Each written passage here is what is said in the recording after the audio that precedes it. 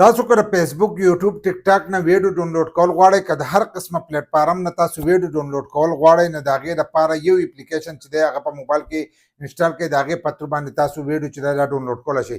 یو خو ما تاسو ته بغیر اپلیکیشن نه طریقه هم ښودلې ده چې تاسو په ګوګل کې سرچ وکئ، ډاونلوډ لیکئ او د اپس نوم ورته لیکئ. نو تاسو ته به ویب سایټ راځي، د هغې ویب سایټ باندې تاسو کلیک کوئ، هلته کې به تاسو ته د سرچ دغه ښکارېږي، هلته کې خپل لینک پیسټ کوئ، د هغې په تر باندې تاسو ویډیو چې دی ډاونلوډ کولی شئ. خو ځینې کسان وایي چې اپلیکیشن وایي، اپلیکیشن زموږ سره په موبایل کې وي چې موږ په هر قسمه ویډیو چې دی دا ډاونلوډ کولی. بل لا چې اوس که تاسو ویډ میټ تاسو سره نو ویډ میټ چې دی هغه کار نه کوي. که په ویډ میټ باندې تاسو ویډیو ډاونلوډ کوئ نو هغه کار نه کوي او په هغې کې قسمه قسم مسلې راځي. زه چې درته کوم اپلیکیشن ښیم نو تاسو ښه په اسانو سره د هغې په تر باندې ویډیو ډاونلوډ کولی شئ.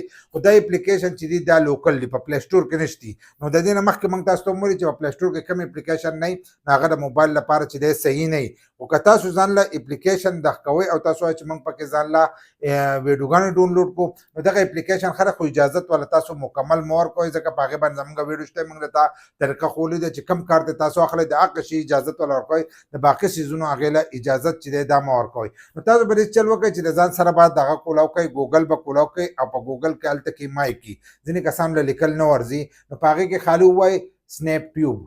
سنیپ ټیوب چې تاسو وویلو نو تاسو ته به هلته کې اولنی ویب سایټ راشي، په هغې یو کلیک وکړو نو تاسو هلته کې د ډاونلوډ آپشن دی، هر ځان سره ډاونلوډ کوئ، بیا لینک د ویډیو نه کاپي کوئ او هلته یې ورکوئ، د ځانه چې دی ویډیو به ډاونلوډ کېږي. په هغې کې چې دی هم یوټیوب کولاویږي، یوټیوب په هغې کې هم تاسو هغه ویډیو چې دی هغه کتی شئ، سرچ کولی شئ او هغه ویډیو چې دی هغه تاسو ډاونلوډ کولی شئ. نو دغه اپلیکیشن چې دی دا ستاسو دپاره ډېر ښه اپلیکیشن به وي، د هر دغه نه چې دی تاسو په ویډیو ډاونلوډ کولی شئ.